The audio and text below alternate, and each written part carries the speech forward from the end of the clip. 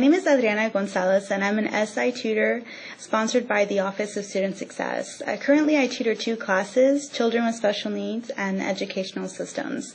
And today I'm going to talk a little bit about children with special needs. There is a major grade presentation in that class that I help a lot of my students with.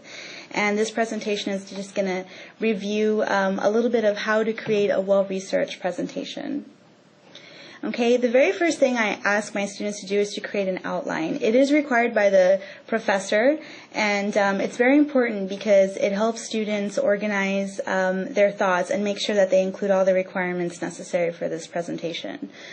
So within their outline, they would, of course, have an introduction, a topics of discussion, which is really neat because a topics of discussion slide will actually help the viewer know in advance what it is that they're going to be listening for.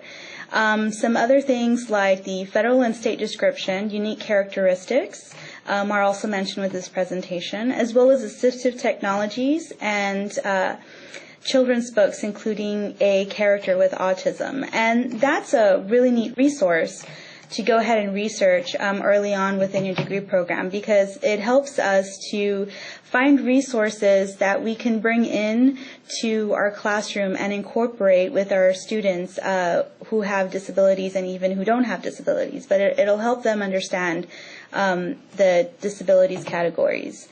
Moving along, the next thing I tell my students to do is to research and to begin very early on in the semester. And the first 2 places that I ask them to look, and it's something they already have in their backpack, is their textbook. And because it contains a table of contents as well as an index, and those 2 places will even give you page numbers for the subjects that you're researching.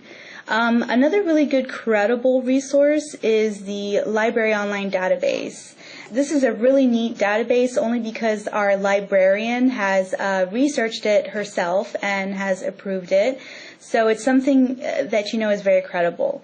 Lastly, the Texas Education Agency website, that's a really, really neat website. That also provides information for students, teachers, and parents and to help understand disabilities. Another thing that I tell my students to do is to include as many visuals and examples for presentation as possible.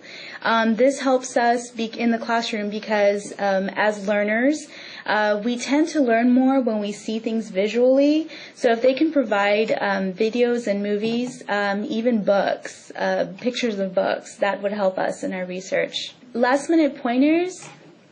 I remind students to cover all of the requirements asked for by the teacher.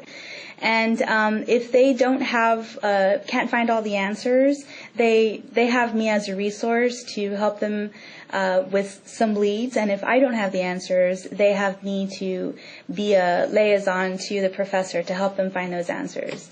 Second, I tell students that it's very important to rehearse their presentations, and I actually give them opportunities during or after class, during lab hours, to rehearse their presentations in front of maybe a small group of friends. Lastly, I encourage my students to take notes and to learn from others during their presentations. It's important because it helps us understand and document any information that we learn during the presentation, and we can pass that along to our fellow teachers as well. So that concludes my little PowerPoint on how to create a well-researched presentation. I thank you for listening, and I strongly encourage you to visit the Office of Student Success in Building D, Room 121, to ask for other courses that you may need tutoring in.